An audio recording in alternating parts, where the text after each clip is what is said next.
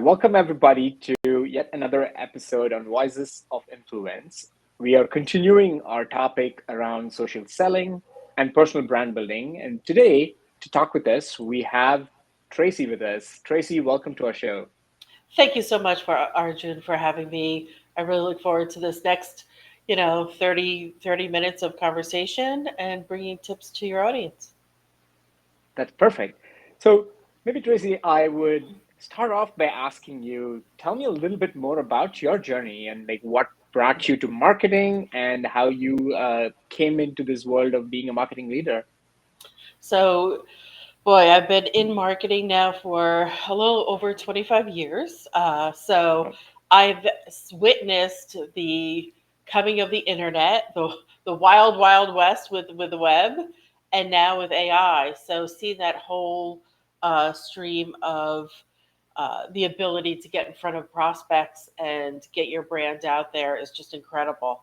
But yeah, so I would have to say my journey took a different take probably around, I want to say about 20 years ago, when I started getting access to an early system like Salesforce. It was called a Primo at the time, and understanding the difference that marketing brings when it comes to return on investment and that whole aspect of mm, being really data driven and attribution.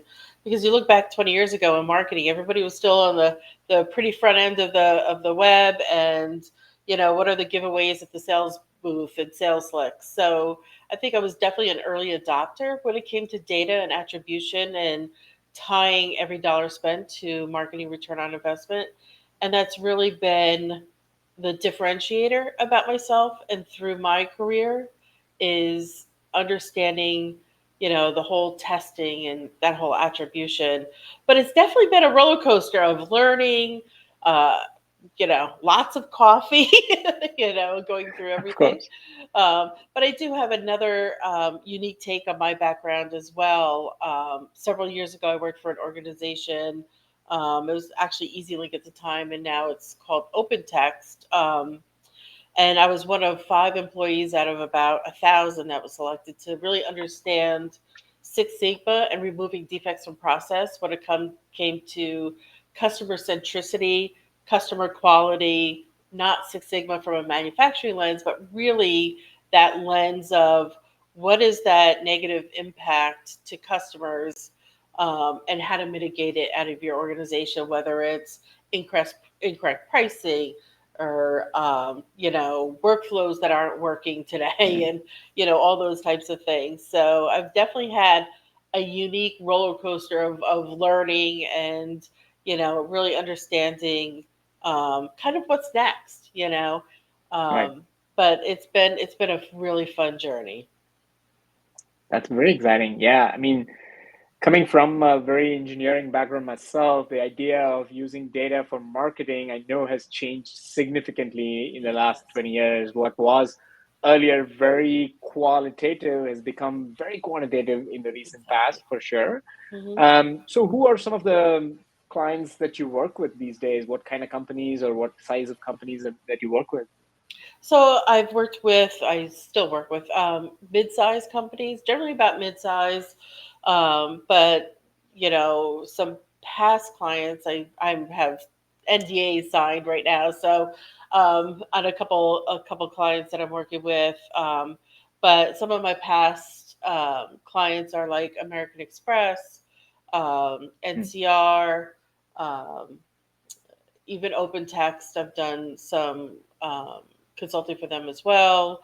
Prudential Financial, down in Newark, New Jersey, on Broad Street there. Oh, okay. Um, but yeah, so have several enterprise level, obviously, and then been hyper focused recently on mid-sized companies to really help them expand their brand, expand their messaging, create that footprint.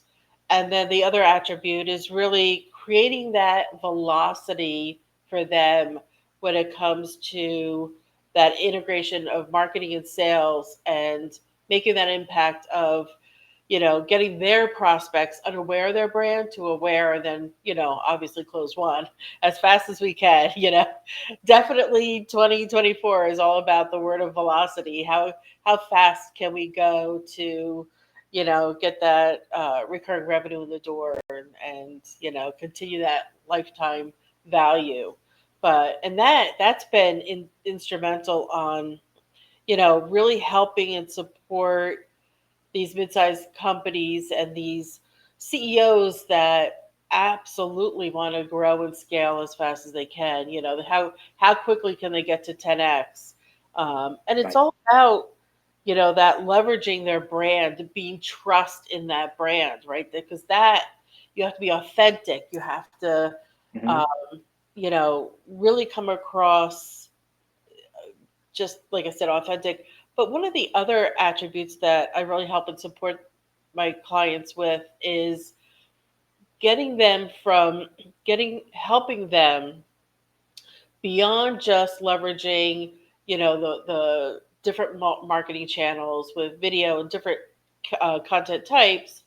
But after a prospect becomes a closed one opportunity, right? So they're now a customer. What does that onboarding look like? And the Mm. beauty is, the whole goal is to get your clients to validate your marketing messages, right? And to be those Mm. brand amplifiers. So that has been part of my methodology when I talk to my clients and help them and advise them from a fractional CMO role, is there should be time and resources spent on capturing, from the acquisition side of the house. But on the expansion side, it's the old school way, farmers and hunters, and land and Mm. expand. And so it's really acquisition to expansion, and making that a point, because as we all know, it's easier to keep and maintain that customer as you bring them through that expansion side of the house. But yeah, so Yeah. definitely, the different channels are so important, and the different content types, video, Yeah. all podcasts. Hmm. Absolutely. So just um, you know, double clicking on one of the things that you talked about, as you have seen so many iterations of marketing engines coming out, uh, the social selling aspect, what has been your approach to that, using social media as a way to like market? What's your thoughts on that? So yeah, so from a social element of that, I typically, because in B2B, everybody knows, like, LinkedIn is the, I guess, the hub of really reaching out those professional contacts. And so, Arjun, one thing that I do want to bring forth on social selling is a different aspect that I took early 2024. Is, Mm. we all create these wonderful connections in LinkedIn, but there's times that, your LinkedIn um, database, your like first level, right, is gets pretty large. Like right now, I'm sitting on just about 10,000 Right. followers to my brand, and so I made this huge path forward on reaching out to 5 contacts every week, setting up some time, even if it's just 15 minutes, to get to know who they are and ask those open-ended questions about, what are they looking to accomplish this year? What is their vision, long-term vision, professionally and personally? And then, kind of a quid pro quo, how can I help and support them? Can I open up Mm. my network? Can I make that connection that they need with somebody in my network that would be able to help them get to that next level? So that's been really instrumental.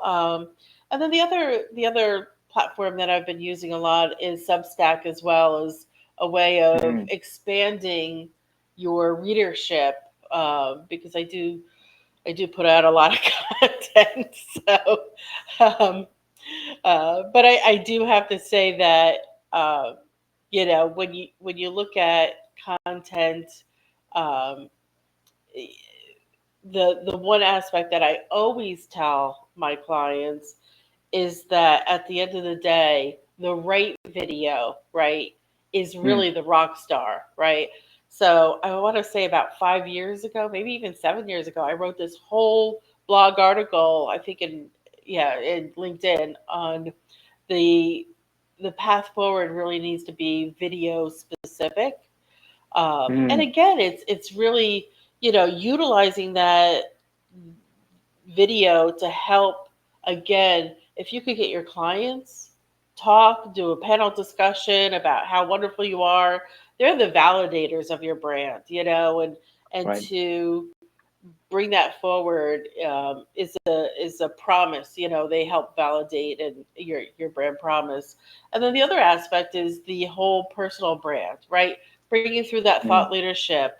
What content can you bring forward that your audience doesn't know about, right? Or there's something new that you uncovered, especially with all these wonderful AI tools coming out. Like, mhm. I'm following a couple of folks that, are really putting out some solid content on those AI tools that are wonderful to test and utilize and get acclimated. And then there's other ones that they might be those one hit wonders that just will not flourish through all the competitive lens.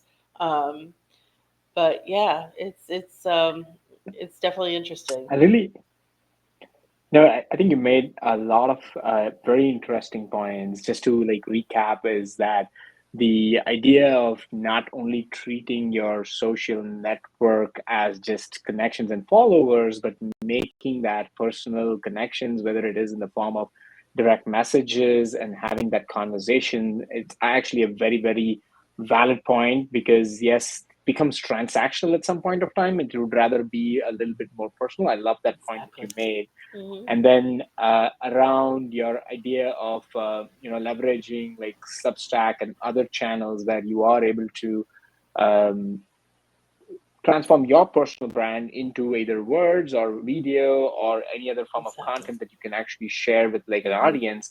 And these are engines that like almost every early stage entrepreneur and founder or like a marketing team of an Hmm. organization should be thinking about. And I think it's a very valid Sure. point. And I think you touch upon a point which I want to like double click on is this whole content marketing in the age of AI, right? Hmm. There are, like you mentioned, there are like some tools that are really effective and some things that are not.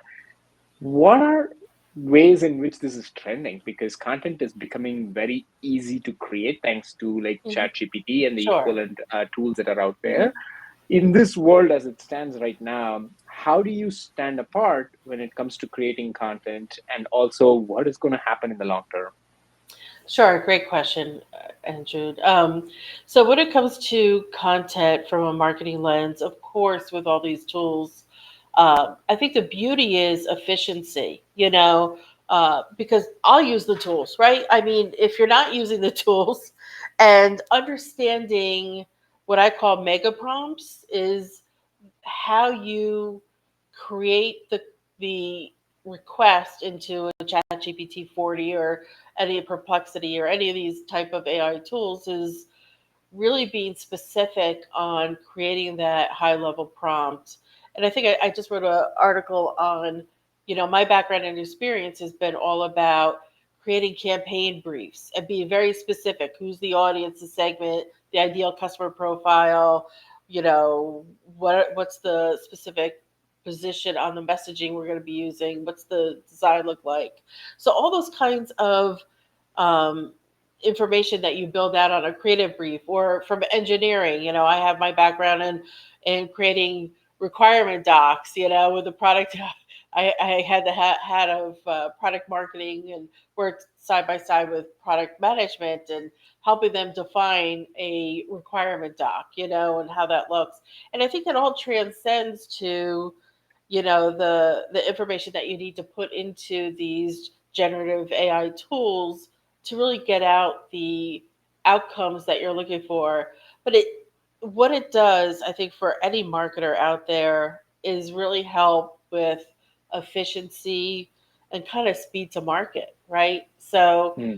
getting that whether it's, getting your video scripts together, getting your blog posts together, creating that continuity of your voice, because now they can train on your voice, how you write your But the beauty is that it still needs a human eye to it, right? So you really need to go through, double check the facts and figures, the quotes, the information that you put forward. But it really needs to have your personality, right? Your brand throughout Right. it. Um, and I feel long term, I feel that with some of these tools, it's it's really going to create such a high level of efficiency of, you look 3 years ago, just getting your content calendar together and creating, what is a byline article, a white paper, a case study, and writing all that from scratch and getting your different scripts together for either your podcast or your video scripts and getting that together. It took a long time. And now with this efficiency, you could really do so much in one 8 hour day. It's amazing. Right. So yeah, so I think it's Yeah. a wonderful thing. And like I took a course from Andrew Ning from Stanford on AI and Right. understanding deep learning and machine learning and the differences between generative AI. And he talks about AI being like the new electricity. Like that's how Mm, impactful it's going to be. Hmm. I love it. No, I love Andrew Ng's courses. He's like amazing. He is. The I think you said a couple of points is the efficiency boost that AI is given in content marketing is something that we should completely embrace. There is no Hmm. reason not to. But in the same time, like you mentioned, how like you still want to keep it authentic, stick to your brand, and then be able to like come out as not like something that's mass produced through like No, an yeah. automation, but it has to be from where you are, which sounds fantastic. I think those are very valid points. Sort of jumping and asking about your journey building your brand, right? I know that you have a bit of a following on LinkedIn. Tell me a little bit about those early days of when you decided that you're going to start producing content on LinkedIn, build a following on LinkedIn. What was it like? How did you choose who your audience is going to be and like what kind of tone you're going to do, whether it is on LinkedIn or even on Substack or other channels? Hmm. What was those initial days like? Well, I have to say, Rome wasn't built in a day. So Of course. I think I joined LinkedIn, I want to say it was like 2004 or maybe 2006. Wow. So definitely an early adopter to that process. And uh, I think, well, it was probably only about maybe about 10 years ago that I said, I really need to utilize LinkedIn um, to really increase that thought leadership that I was building. I was building my personal brand. I feel that I'm a very dynamic, data driven marketer, and I wanted to get that passion of marketing and passion of really being data driven through to for my personal brand on LinkedIn. And so started writing very heavily about key performance indicators. And way back before marketing was really looking at that lens of Mm, the differentiators between attribution and really trying to be at the forefront of how marketers should think when um, the CEO has created this vision for the organization and this growth structure. And as a marketer, because you look over the years, you could see that any CMO may last 2 to 3 years, because if sales is failing, it's usually marketing that gets cut. So, and right. um, so it was really based on my passion for building my name, um, and with like my education and experience and things that I was able to um, see and witness during my tenure at some of the companies that I worked for. In fact, when Pardot was just built, I mean, purchased by Salesforce that year, I did so much with that integration by, I actually grew first year with this amazing team of growing net new revenue by 73%. And that was just making sure the integration between the systems were together.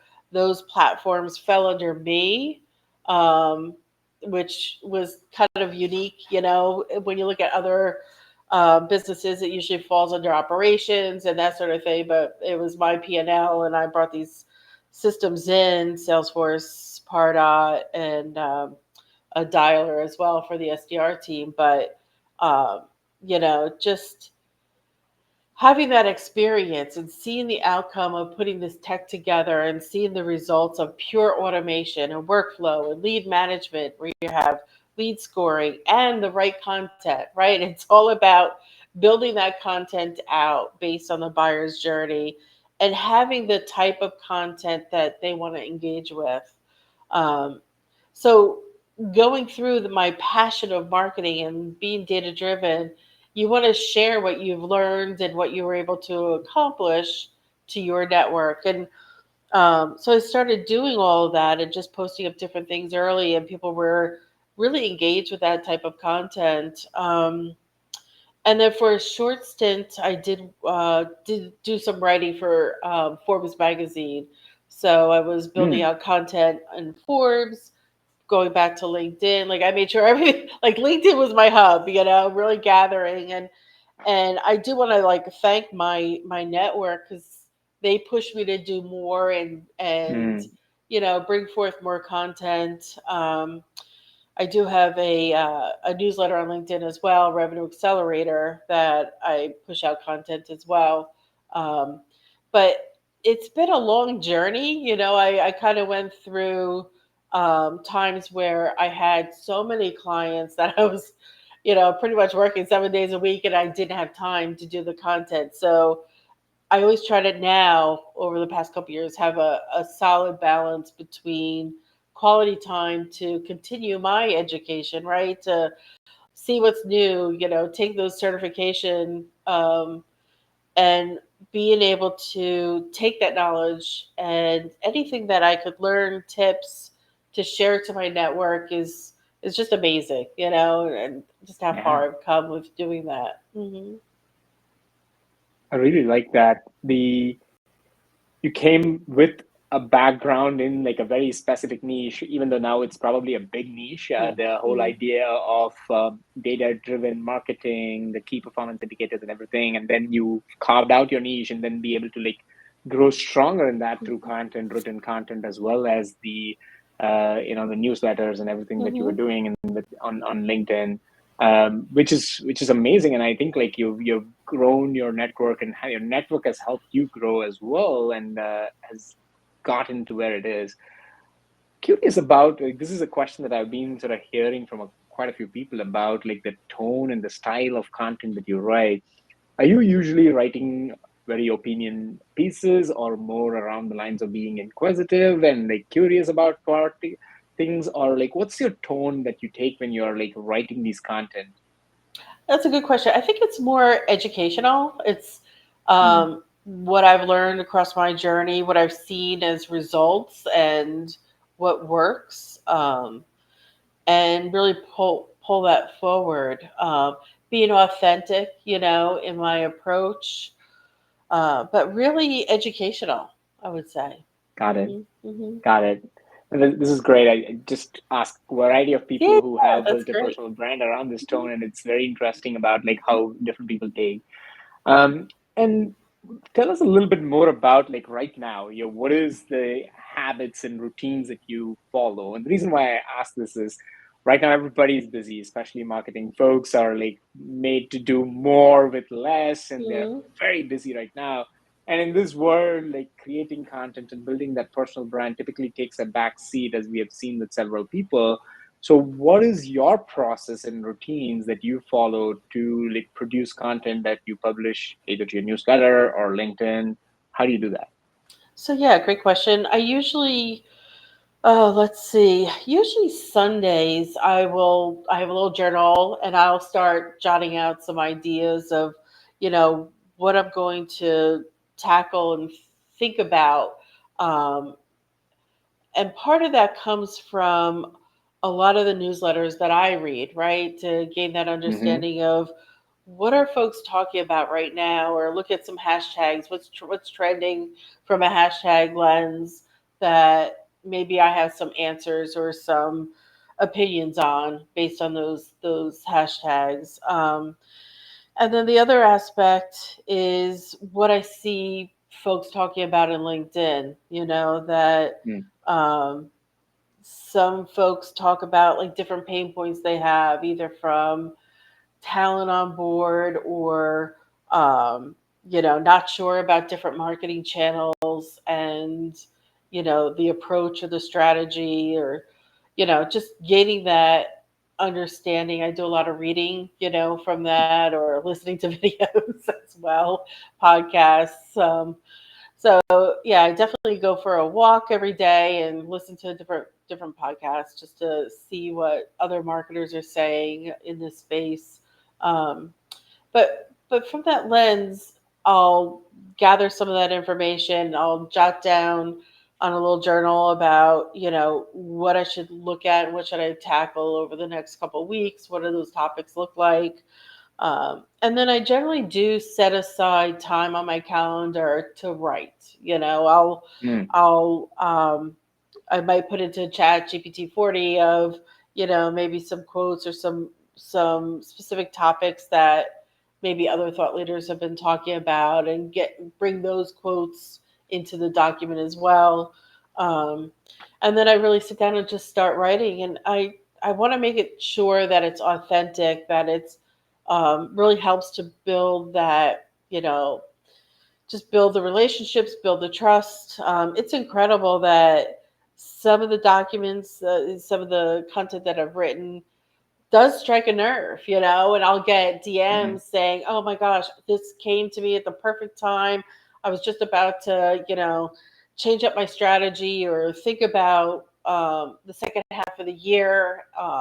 Or I did one about the 90-day plan for a chief marketing officer. And what does that look like Mm. with a template?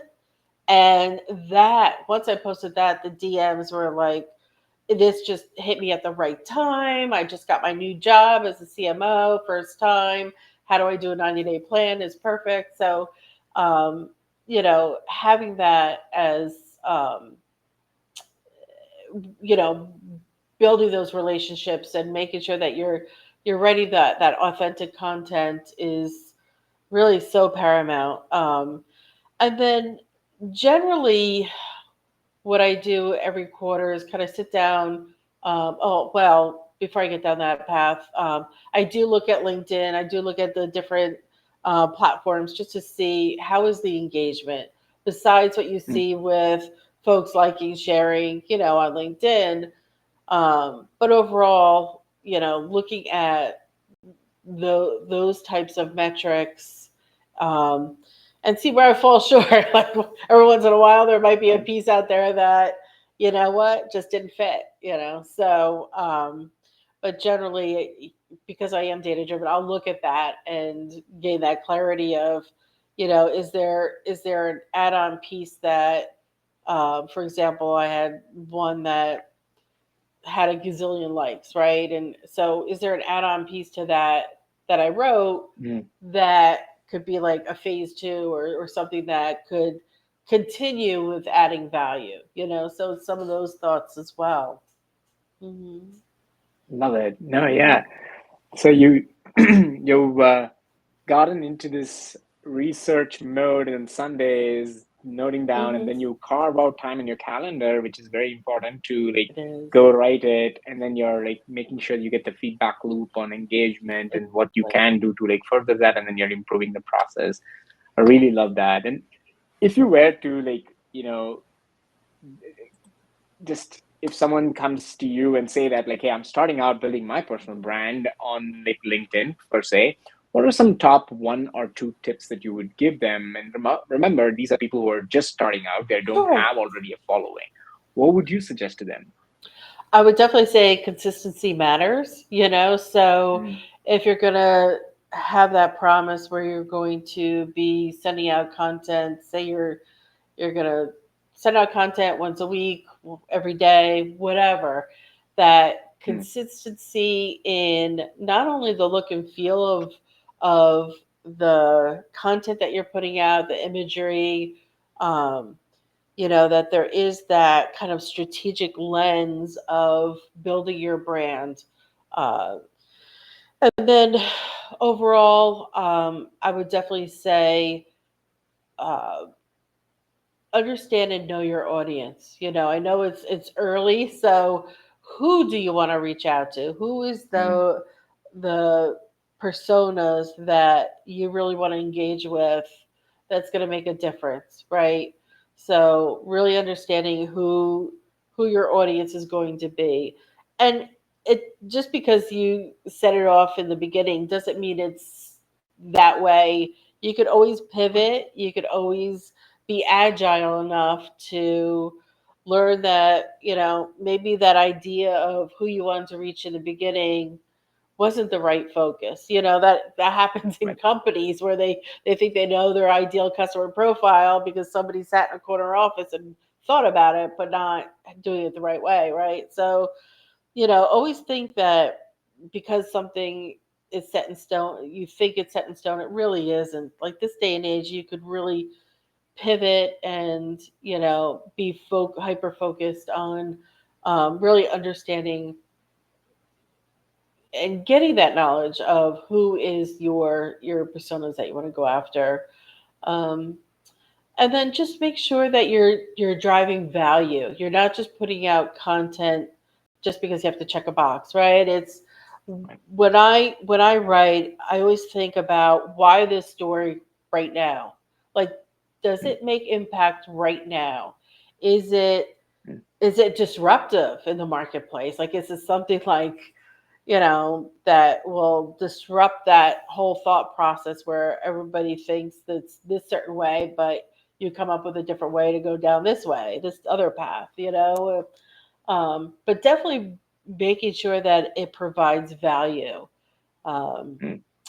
yeah. So I would say those like I three love it. key points. Yeah. Yeah, those were yeah 3 or 4 key points. I think the just to recap, so our audience get it right. The first one is consistency is key. It's very important for you to be consistent, whether it's daily or weekly. hmm Your audience matter. Think about your audience, but it's not set in stone. You're Yeah. okay to explore and try a few different things before you settle on this. And the third point being that think about the why and what value you're adding. And these are very, very important things. I think great tips. I feel like anybody who's starting out should definitely follow that.